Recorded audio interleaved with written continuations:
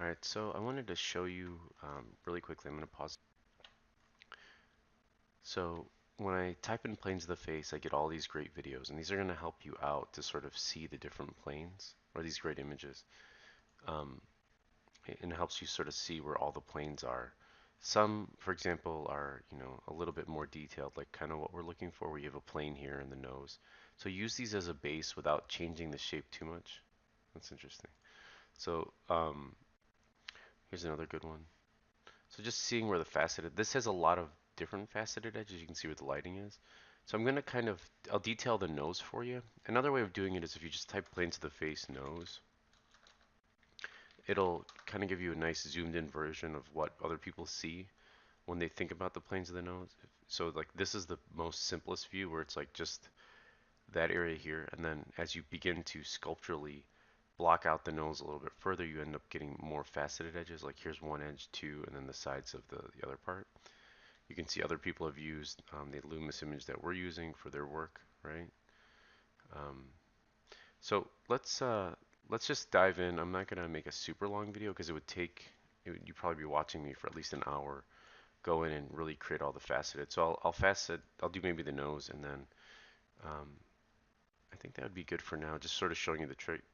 So a couple of the things that I like to do is I'm gonna go ahead and hide all that so you can see it. Is if we look at this structure in here, right? And actually, let me bring that image back. Maybe I can do a side by side here so you can see it. What we're doing is they're showing you that this, in the bigger context, this panel here goes into the forehead and it follows logical lines. We're looking at the shape relationships where things move, where they are placed in conjunction to each other. So for example here, let's just knock it out. So inside my eye here, it's actually three succinct edges that cast shadow or light around the eye, and then these edges, the edges around the eye follow that. So, for example, let's go ahead and grab our trim dynamic brush, and I'm just going to flatten out this little area in here. And this one chunk, let's go ahead and hit smooth, or shift to smooth that out. So just kind of creating that area. It leads into another chunk of the equal width going into the eye here, right? And let's just flatten out the whole tip of the nose. You guys can see that better. And then on the side here, let's flatten this all out here. I'm going to hold shift to smooth this out. Something like this, right? So we get something like that, which is really good. And I'm going to grab my Damien Standard just to sort of highlight what I'm talking about. So I'm going to hold Alt to bring this out. We have this chunk here, which goes into this chunk here. And then we have almost a straight line that comes across here, and then one more that sits down here. And so if I go in with my trim dynamic brush, flatten this out, you'll see, let's make this a little smaller, that this faceted edge here also leads to a faceted edge that goes like this. I'm going to give myself a little bit more geo. I'm going to divide that again. So something like this. And let's grab Damien Standard so you can see what I'm talking about.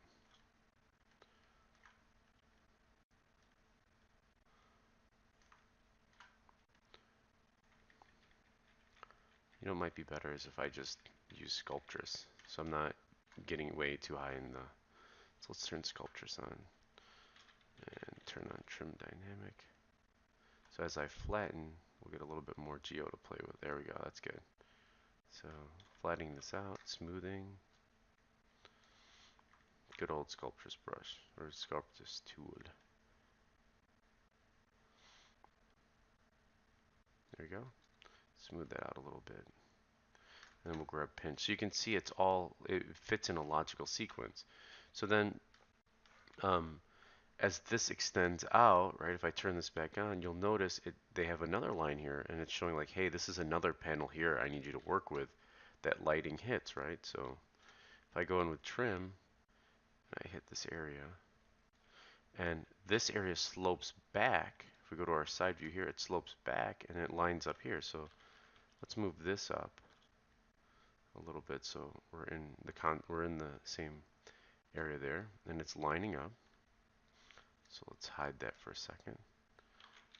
Grab our trim,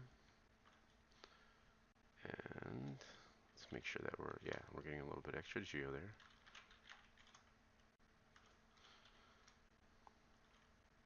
Oops.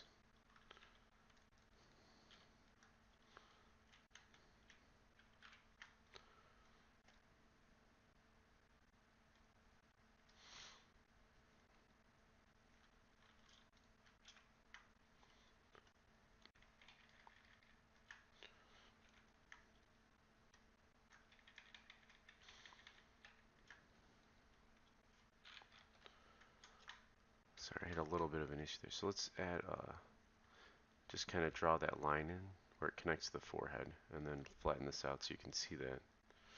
All right.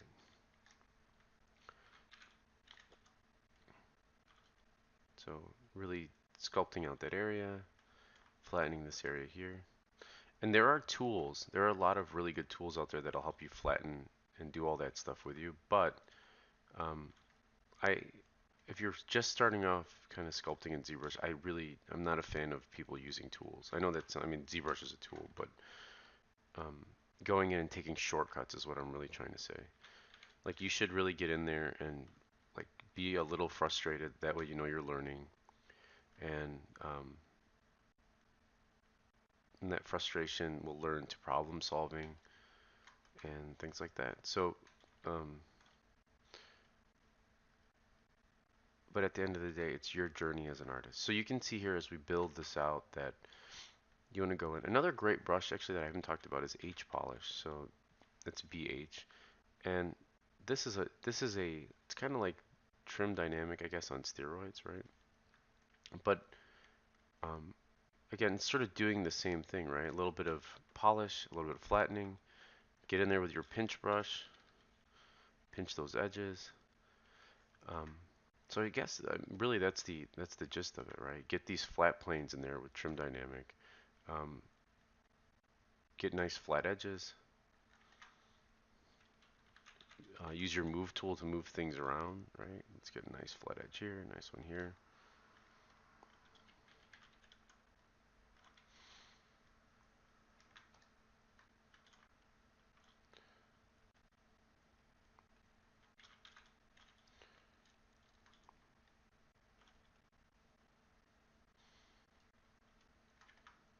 Things like that. So that's pretty much it.